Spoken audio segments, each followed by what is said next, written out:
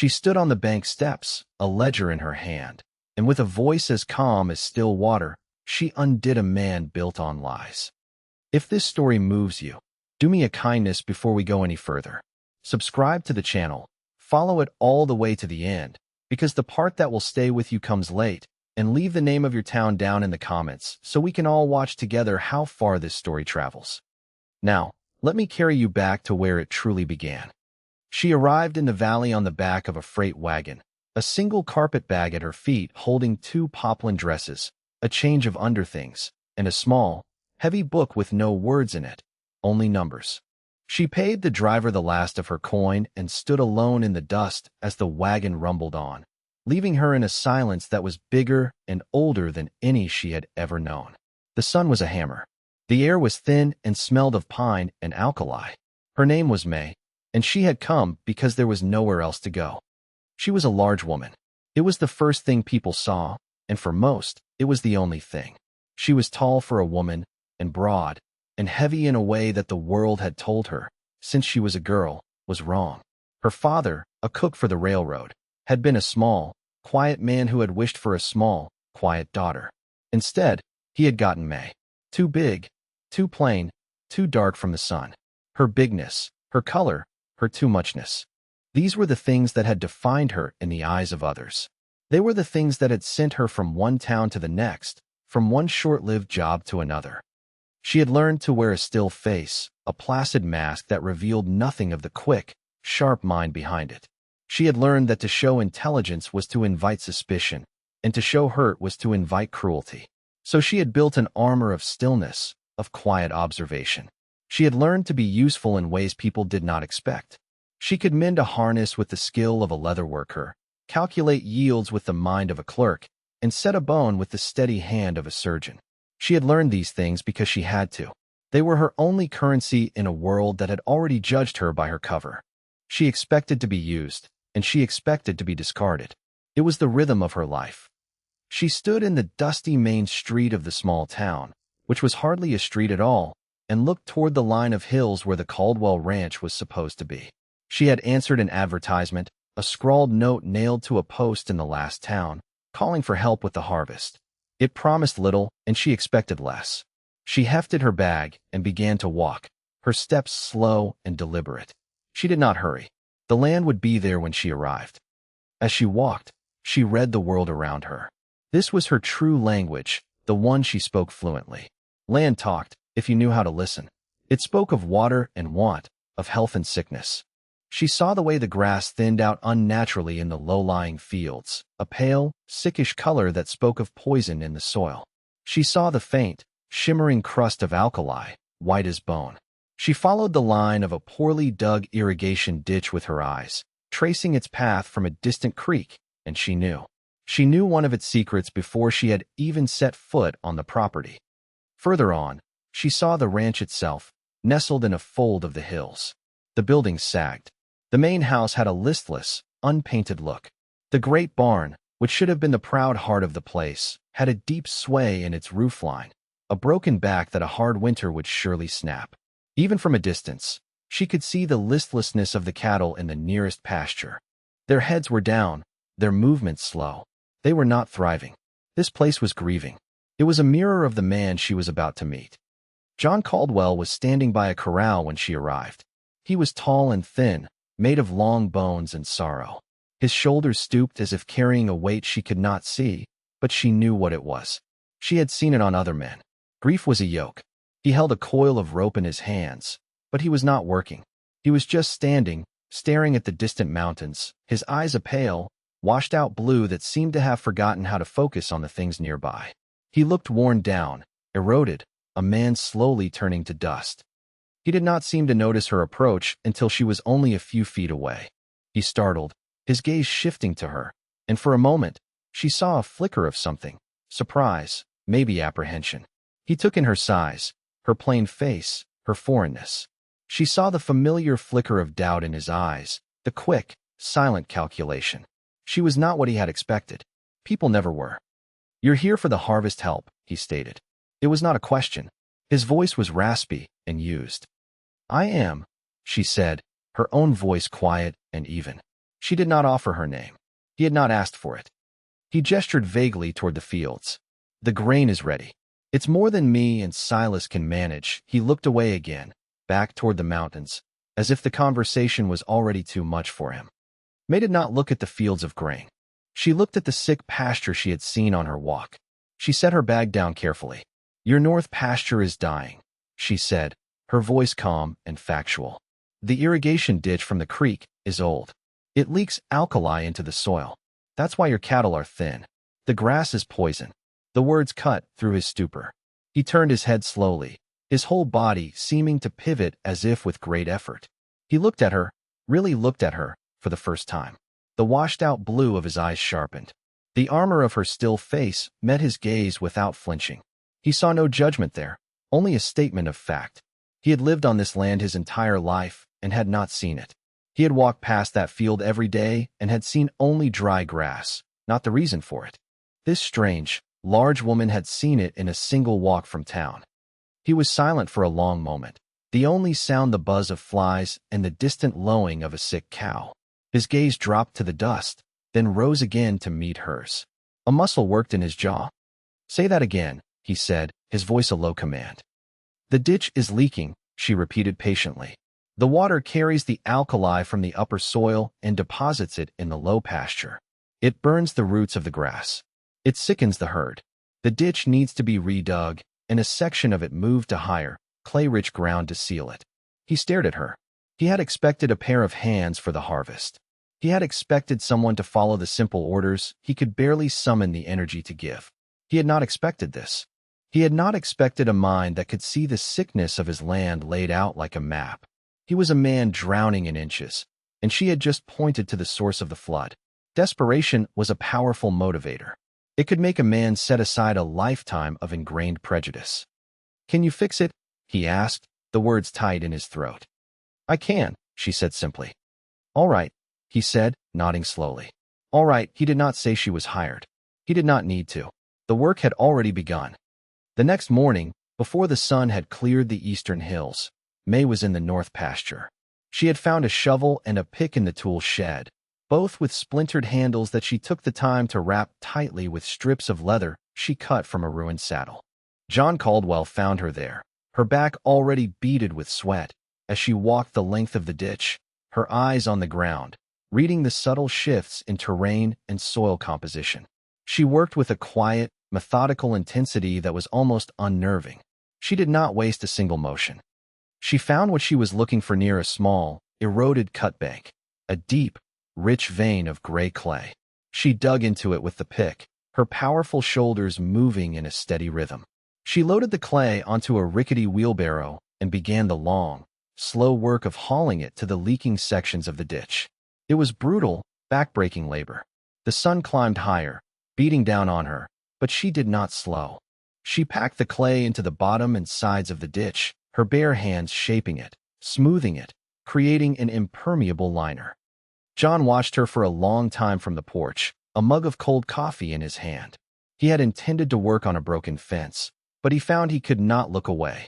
He had never seen a woman work like that. He had never seen anyone work like that, with such focus and knowledge. She was not just digging, she was healing his land. He felt a strange and unfamiliar flicker of something in his chest. It was not hope, not yet, but it was the absence of utter despair. It was a space where hope might one day grow. By the end of the third day, she had not only patched the leaks but had rerouted a 50-yard section of the ditch, moving it to higher ground where the natural slope would increase the water's velocity, preventing the slow seep that had caused the problem in the first place. When she finally opened the small dam she had built at the creek, the water ran clean and fast down the new channel, a silver artery bringing life back to the dying field. She stood, covered in mud and sweat, and watched it flow. She felt a quiet satisfaction. This was a language she understood. This was a problem she could solve. It was during this time that she first became aware of the child. Sarah, a small girl of about 6, as silent as a shadow. She had her father's pale eyes and a watchfulness that went far beyond her years. Her mother, May learned from overhearing the one-armed ranch hand, Silas, had died the winter before. The girl had barely spoken since. She would appear at the edge of May's vision, a small figure in a faded dress, standing half-hidden behind a porch post or the corner of the smokehouse. She never came close. She just watched. May knew better than to force an interaction. A wary animal, a wary child, they were the same. You did not charge at them. You made yourself a part of the landscape, something steady and non-threatening. You let them come to you. So May never looked directly at the girl. She pretended not to see her. But she began to leave things. One afternoon, she spent her short rest period carving a piece of scrap wood. With her father's old knife, she shaped it into a small, smooth bird. The next morning, she left it on the edge of the porch steps, where she knew the girl would find it. She walked away without looking back. She hummed as she worked, old, minor key songs her mother had sung while kneading dough, songs of rivers and mountains in a land May had never seen. She did not sing the words, only the melodies. They were quiet, repetitive tunes that seemed to blend with the sound of the wind in the pines.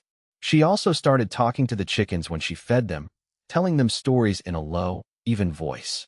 She told them about the mischievous monkeys in the temple courtyard from her father's tales, and about the cleverness of the carp who swam upstream.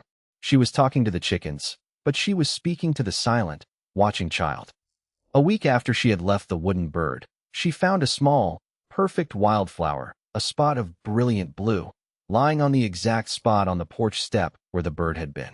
It was a reply, a single word in a silent conversation. May picked it up and tucked it into the band of her hair. She did not smile. Her face remained still, but inside, something small and warm unfolded. It was the first time in a very long time that someone had given her a gift. The other resident of the ranch, Silas, was a different kind of challenge. He was a crusty old-timer who had lost his left arm to a piece of farm machinery years ago. His face was a permanent scowl, and his gaze was sharp and cynical. From the moment he saw May, he was dismissive. He called her the China woman. When speaking to John, his voice dripping with condescension. He clearly saw her as nothing more than a temporary and unwelcome piece of manual labor. He made no secret of his doubt. He watched her work on the ditch with a critical eye, waiting for her to fail. When she succeeded, he said nothing, his scowl only deepening. He seemed offended by her competence. May ignored him. She had met 100 men like Silas. Their opinions were like the weather, unpleasant, but ultimately something you just worked through. Her moment with him came unexpectedly. John had taken the wagon into town for supplies, leaving May and Silas to manage the chores. One of the mules, a notoriously stubborn beast named Judas, needed to be brought in from the pasture. Silas went to get him, his one hand making the process of bridling the animal clumsy and frustrating. The mule, sensing his agitation, became obstinate. It threw its head, sidestepped, and refused to be led. Silas began to curse, his face turning a dark red. May had been mending a harness nearby. She put down her tools and walked over to the corral. She did not say a word. She simply entered the enclosure and stood still, letting the mule see her. The animal quieted, its ears twitching. She began to speak to it in a low, crooning voice, the same tone she used for the chickens. She approached it slowly, not from the front, but from the side, holding a hand out not to grab, but simply to be sniffed. The mule nudged her palm with its soft nose. With her other hand, she reached up and gently adjusted the bridle that Silas had put on crookedly. The bit had been pinching the corner of the mule's mouth. With one smooth, strong motion, she settled the harness correctly. The animal let out a soft snort and stood placidly. May took the lead rope and the mule followed her as if it were a lamb. She handed the rope to Silas. He was staring at her, his mouth slightly agape. The anger had drained from his face, replaced by a look of pure astonishment. He looked from her to the now docile mule and back again. He cleared his throat. He grunted. He took the rope. He hesitated for a second, then added, in a grudging mumble, "Got away with beasts." It was the highest form of praise he was capable of, and May knew it. It was an acknowledgement, a shift. From that day on, he still scowled, but there was a new respect in his eyes. He stopped calling her the China woman. He started calling her May. It was a month after her arrival that the smiling man came. He arrived in a fine, polished buggy drawn by a pair of fat, glossy black horses that looked out of place against the ranch's dusty austerity. The man himself was soft and heavy, poured into a suit of dark, expensive wool that must have been agony in the valley's heat. A gold watch chain was draped across his ample stomach. But the most prominent thing about him was his smile. It was a wide, fixed thing, set on his face like plaster. It was a smile that did not touch his small, shrewd eyes. This was Mr. Thornton, the town banker. John Caldwell greeted him with a deference that bordered on fear. May, who was coming from the barn, saw the way John's shoulders tensed, the way his gaze became uncertain again. This man held a power over him that had nothing to do with friendship. Mr. Thornton's eyes swept the yard, noting the subtle improvements with a flicker of something that was not approval. He saw the clearer water in the stock tank, the healthier look of the few cattle nearby. Then his eyes landed on May. He looked her up and down, a slow, appraising glance, the way a man might inspect a horse or a side of beef. "Well, John," the banker said, his voice a smooth, syrupy baritone, "I see you found yourself a sturdy specimen. A substantial woman for the heavy work." The words landed like stones. Specimen. Substantial. He spoke of her as if she were livestock, an object, a thing to be measured by its bulk. May felt the old, familiar sting, the heat that rose in her cheeks. It was the casual, unthinking cruelty she had known her entire life. But her face, her beautiful, still face, did not change. She held his gaze for a beat, her expression placid, unreadable.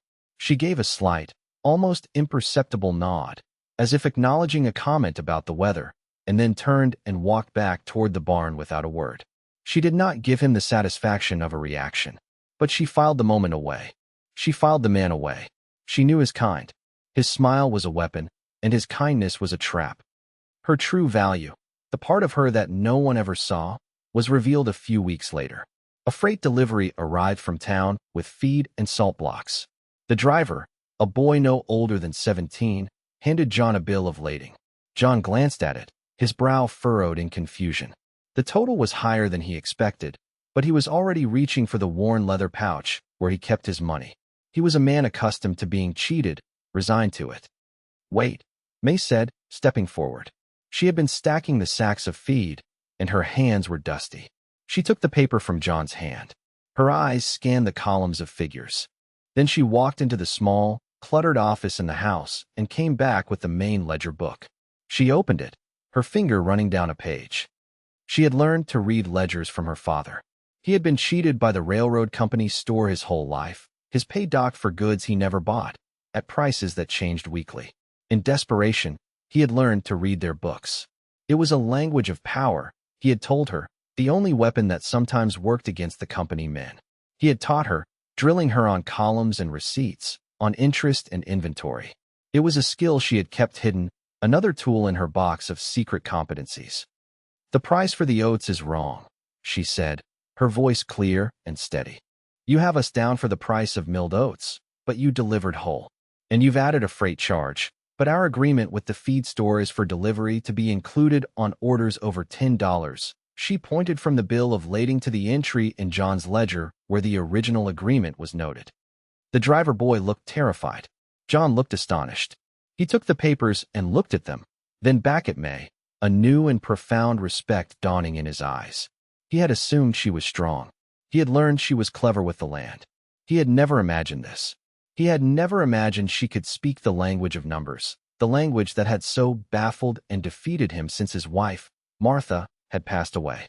It was Martha who had handled the books, her neat script filling the pages of the ledger. Since her death, the book had been a source of shame and confusion for him. Impressed, and more than a little humbled, John made a decision that evening. He brought the heavy ledger to the kitchen table where May was mending one of Sarah's dresses. "I can't make heads or tails of it anymore," he confessed, his voice low. "Since Martha, I think I'm just bad with money. Maybe you could. Look at it. See where we stand." It was an act of immense trust. He was handing her the financial heart of his life. May simply nodded and pulled the oil lamp closer. For the next several nights, after the long day's work was done, she sat at that table and fell into the world of the Caldwell Ranch's finances. And the more she read, the colder she became. It was not bad luck. It was not John's poor management. It was a murder, a slow, methodical, financial murder. It was all there, in the columns of numbers, plain as day to someone who knew how to read the story they told. It was a pattern of small, deliberate wounds. An interest payment on a loan calculated at a slightly higher rate than the signed agreement. A small, unexplained service fee from the bank appearing every few months. A property tax payment recorded as paid late, incurring a penalty, though the receipt showed it had been on time. Each incident was small enough to be overlooked, to be dismissed as a mistake. But together, they formed a suffocating net. And every single thread of that net led back to one place, Mr. Thornton's bank. The final, damning discovery came when she cross-referenced the bank statements with a sheaf of old loan agreements. She found a loan for $500, a huge sum, taken out against the deed to the ranch's most valuable asset, its water rights. The signature on the document was a crude, clumsy forgery of John Caldwell's name. The date on the loan was the day after his wife's funeral. Thornton had preyed on him in his moment of deepest grief, a vulture disguised as a friend. The goal was clear: bleed the ranch dry, then foreclose and take the water. In this dry country, water was worth more than gold. She sat back from the table, the evidence laid out before her. The smiling man was not a friend. He was a predator of the worst kind, one who used kindness as bait. And John, blinded by a grief she could only imagine, had walked right into the trap. The next evening, she waited until Sarah was asleep. She laid the papers out on the kitchen table for John. The ledger, the bank statements, the forged loan document. She did not soften the blow. She explained it calmly, methodically, pointing to each transaction, each discrepancy, each lie. He has been stealing from you for almost 2 years, a little at a time, she concluded. This loan for the water rights is the final piece. He means to take everything. John stared at the papers, his face pale in the lamplight. He shook his head, a slow, disbelieving motion. No, he whispered. Not Thornton. When Martha was sick, he was the one who paid for the doctor to come from Denver. He brought us food. He sat with me, the night he sat with me. The memory of that kindness was a shield, protecting him from the terrible truth she was presenting. It was easier to believe he was a failure than to believe he had been so profoundly betrayed. May did not argue with his grief. She did not press him. She simply slid one piece of paper across the table until it was directly in front of him. The forged loan agreement. She tapped her finger on the date. This was signed the day after you buried your wife, she said, her voice soft but unyielding. Do you remember going to the bank that day? Do you remember asking for $500? The cruelty of it, the sheer, predatory callousness of that timing, finally broke through the fog of his denial. He stared at the date, then at the clumsy, fake signature. The shield of his gratitude shattered. He saw the smiling man for what he was. He slumped in his chair, the truth a physical weight upon him. He looked up at May, his eyes filled with a terrible, dawning clarity. He saw not just the plot, but the woman who had uncovered it. The woman he had hired to harvest grain, who was now trying to save his entire world. All right, May, he said. His voice was hoarse, but it was firm. It was the first time he had said her name with such weight, such meaning. It was not a command or a question. It was a vow. An alliance was forged in that quiet, lamplit kitchen. The war had begun. The world itself seemed to conspire against them. That autumn brought a blizzard, a freak storm that swept down from the northern mountains a full month early. A thick, heavy, wet snow fell for 2 straight days, piling in huge drifts against the buildings. The wind howled, a physical force that rattled the very bones of the old house. The ranch was an island in a sea of white. The danger came on the second night. A sudden, sharp crack, like a gunshot, echoed from the barn. It was the sound May had been dreading since her first day. The sound of the barn's broken back finally giving way. John and Silas were already pulling on their coats. The milk cows, John said, his face grim. They were in the oldest section of the barn, the one directly under the sagging roofline. They fought their way through the blinding snow. Inside the barn, the air was cold and filled with the terrified lowing of the animals.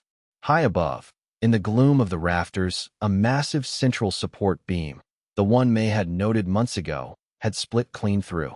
It was groaning under the immense, accumulating weight of the snow, threatening to bring the entire roof down upon them. Silas, his face ashen, yelled, "We have to get them out." John seemed frozen, staring up at the splintering wood. paralyzed by the scale of the disaster. May did not hesitate. She grabbed a thick fence post that was leaning against a wall and, with a grunt of effort, wedged it under the cracking beam. It was a temporary brace, nothing more. Then she did something that made both men stare in disbelief. She positioned herself directly under the beam, planted her feet wide, and put her own shoulder and back against it. She pushed up with all the strength in her body. All her life, she had been told her size was a burden, a fault. Now, it was an anchor. Her too muchness became their salvation. The groan of the wood lessened as she took a portion of the immense weight onto her own frame. Muscles she did not know she possessed screamed in protest. "Get them out," she gritted out, her voice strained. Now, her action broke John's paralysis. He and Silas scrambled, untying the panicked cows, slapping their rumps, driving them out of the endangered section of the barn and into the relative safety of the main corral. It felt like an eternity. May's world narrowed to the crushing weight on her back, the splintering wood inches from her head, the burn in her legs and shoulders. She focused on her breathing, on the solid feel of the earth beneath her feet. The moment the last cow was clear, John yelled, "May, get out." She released the pressure, stumbling back just as the beam gave way with a final, deafening roar. A huge section of the roof collapsed inward, sending a shower of snow, splintered wood, and debris crashing down exactly where the cows, and she, had been moments before. She stood in the sudden, swirling silence, breathing heavily, her body trembling with adrenaline and exertion. The cold air burned her lungs. John rushed to her side, his face a mask of fear and awe. He didn't seem to know what to say. Words failed him. Instead, he reached out and grabbed her arms, his hands firm and calloused, his grip surprisingly strong. He wasn't trying to hold her. He was grounding himself, checking to see if she was real, if she was unharmed. "You saved them," he breathed, his voice thick with emotion. "You saved them all." It was not a lover's embrace. It was something more elemental. It was a touch of profound, desperate gratitude. It was the first time he had willingly touched her, and in that grip, she felt the solid, undeniable truth of her own strength. She had not just held up a roof. She had held up his world. Mr. Thornton was not a man who liked to lose. When he realized that his slow financial strangulation of the Caldwell Ranch had been discovered and halted, he shifted his tactics. He could no longer attack John's finances, so he attacked the person who had saved them. He began to attack May. It was a quiet, insidious campaign, waged in whispers and concerned murmurs in the town's general store and after Sunday service. The whispers spread like fire through dry grass. An unmarried woman, a Chinese woman, living out at the Caldwell place, alone with a widower and his young child. It was unseemly. It wasn't proper. What kind of influence could such a person be on a motherless girl? The rumors were poison, and Thornton was a master at dispensing it. He didn't need to shout. He just needed to plant the seed of doubt and let the town's self-righteousness do the rest. The poison found fertile ground in the heart of Eleanor Vance.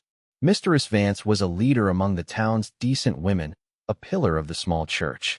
She was also a woman hollowed out by her own grief. She had lost her only child, a daughter of 10, to a fever 2 years prior. Her piety was now edged with a fierce, protective righteousness. The rumors about the situation at the Caldwell Ranch offended her sense of order, her belief in how a proper, moral world should be run. Incited by Thornton's carefully worded concerns, she decided it was her duty to intervene. She arrived at the ranch one afternoon in her best bombazine dress, her face set in a mask of stern resolve. She had come to speak to John Caldwell, to remind him of his obligations to propriety and his daughter's upbringing. But John had taken Sarah into the high pastures to check on the herd. It was May who met her on the porch. "I am Mistress Vance," the woman announced, her voice crisp and authoritative. "I have come to speak with Mr. Caldwell about a delicate matter." "He is not here," May said quietly. "May I help you?" Eleanor Vance looked May up and down, her gaze taking in the simple work dress, the flecks of dirt on her strong hands, the calm, unreadable face. "I believe you are the heart of the matter," she said, her voice turning cold. "This arrangement, it is not appropriate. A town has standards. A child needs a proper influence. Your presence here is a subject of considerable talk." May did not bristle. She did not defend herself. She simply listened, her head tilted slightly, as the woman spoke of decency and appearances and the moral fabric of the community. She let Eleanor Vance say all the things she had come to say. And when the woman finally fell silent, winded by her own righteousness, May did not offer excuses or explanations. Instead, she looked into the hard, grieving eyes of the woman before her and spoke with a soft, devastating empathy. "I heard you lost your little girl, Mistress Vance," May said, her voice gentle. "I am sorry for your grief. It must be a hole in the world that never fills." The words struck Eleanor with the force of a physical blow. She flinched. It was not what she had expected. She had come for a confrontation, armed for a fight. She was utterly disarmed by this simple, profound acknowledgement of her deepest pain. May continued, her voice still quiet. "Sarah did not speak for 6 months after her mother died. Grief can steal a child's voice. Sometimes, all they need is to know there is someone steady in the world, someone who does not ask for anything. I am sorry if my being here offends the town, but I do not believe I am a bad influence on the child." She had not raised her voice. She had not fought back. She had simply held up a mirror, not to Eleanor's righteousness, but to her sorrow. She had connected with her on the one piece of ground they shared, the knowledge of loss and the concern for a child. The anger and judgment drained out of Eleanor Vance, leaving behind only the vast, aching emptiness of her own loss. She stared at May, her lips parted, but no words came out. The armor of her piety had been pierced by an unexpected arrow of kindness. Shaken, she turned without another word and walked back to her buggy, a changed woman. Thornton, unaware that one of his key weapons had been neutralized, decided it was time to force the final victory. He orchestrated a public spectacle. Citing the forged loan, he called for a public auction on the steps of his bank to foreclose on the Caldwell water rights. It was a power play designed to humiliate John and cement his own authority as the town's untouchable financial king. The whole town gathered. It was a solemn, uncomfortable affair. John Caldwell stood near the back of the crowd, his face grim. Beside him, almost hidden, was May. Thornton climbed the steps of his bank, his soft body exuding a false gravitas. He held the forged document in his hand. He began his speech, his voice dripping with false pity. "It is with a heavy heart," he boomed, "that we must take this necessary step. I have long counted John Caldwell as a friend. I have helped him in his times of trial. But business is business. Debts must be paid." He was playing the part of the reluctant, sorrowful friend forced to do his duty. As he was about to declare the auction open, a clear, calm voice cut through the silence. "That debt was never made." A path opened in the crowd as May stepped forward. John was right beside her, his presence a silent declaration of support. In her hands, she held the ranch's main ledger. She walked to the bottom of the steps, her face still and calm, and turned to face the crowd. "On April 10th of last year," she began, her voice carrying in the still air, "the day after Martha Caldwell was laid to rest, Mr. Thornton's bank recorded a loan for $500 against the Caldwell deed. John Caldwell never went to the bank that day. His signature on this document," she held up a copy she had painstakingly made, "is a forgery." A shocked murmur went through the crowd. Thornton's smile faltered. "This is absurd," he blustered. May ignored him. She continued, turning the pages of the ledger, her voice a steady, rhythmic cadence of truth. "For 2 years, the bank has systematically overcharged for services. They have miscalculated interest. They have manufactured late fees. Here," she said, pointing to an entry, "is a charge for a wire transfer that was never sent. And here," she continued, "is a penalty for a tax payment the bank itself held for 3 days before submitting it. To ensure it was late, she laid out the entire fraudulent scheme, item by item, date by date, dollar by dollar." It was a calm, meticulous, and utterly devastating vivisection of his greed. The crowd was silent, listening intently. The small, consistent thefts were things they could understand, things they feared themselves. Thornton's face, which had been a mask of smiling concern, began to crumble. The plaster was cracking. His complexion turned a blotchy, furious red.